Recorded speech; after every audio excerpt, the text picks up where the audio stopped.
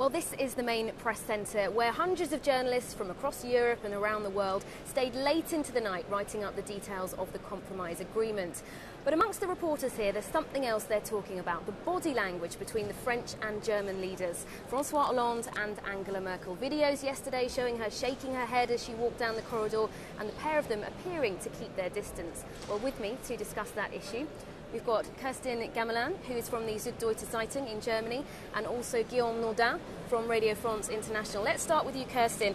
I believe you've got a bit of a picture. It's not from your paper, but this says it all, really, doesn't it? The difference between the two leaders. What do you make of their relationship at their third summit? Normally, with Germans, we had a tradition to write, or Merkel wrote a common letter with Sarkozy, the former president, ahead of every summit, and so they declared what they want to do together, and they did it on the summit. Now we have the situation that François Hollande and Merkel are talking with the press ahead of the summit, and they have different point of views, and then they did not really find a way to deal together. And Guillaume, what did you make of the body language yesterday, of the way they appeared to act around one another? When they got out of their meeting, the whole French press room was thinking that they didn't have the opportunity to flash a smile to anyone. They wanted to find someone just to get out of this meeting. Physically, it was terrible to see that the French-German relation was at this point. French and German relations, historically incredibly important, two of the most powerful countries in Europe. How are people talking about this in the papers and in your country? I mean, everybody is saying, okay, it's very necessary that they work together and they have to find a way.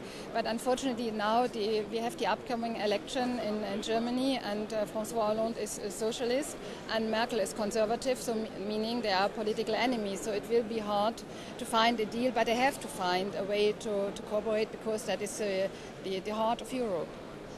It will be difficult, but they have to find a way, because the French-German relationship is the engine of Europe. So if they don't find a way to work together, Europe will be stuck. And it's not good, because obviously the markets want the European Union to go forward. Back to the details of what has been agreed at the summit. We know that there will be some banking supervision at some stage next year.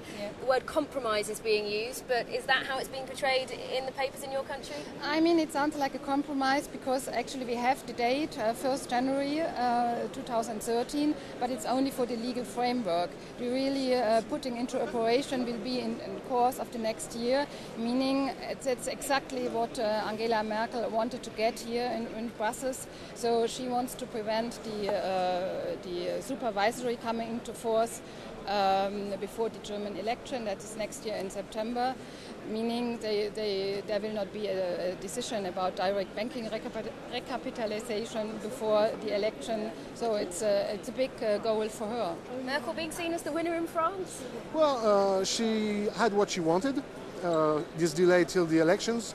François Hollande had what he wanted. Very quick agreement before the end of the year. It's a compromise. He recognized it, but it's not a victory for anyone, he said, just an agreement. Well, thanks very much for your thoughts. Everyone will, of course, be watching closely to look at that timetable of when those changes do come into place next year. And with 2 more summits still to go before the end of 2012, also a lot of attention on how that relationship between Merkel and Hollande might evolve.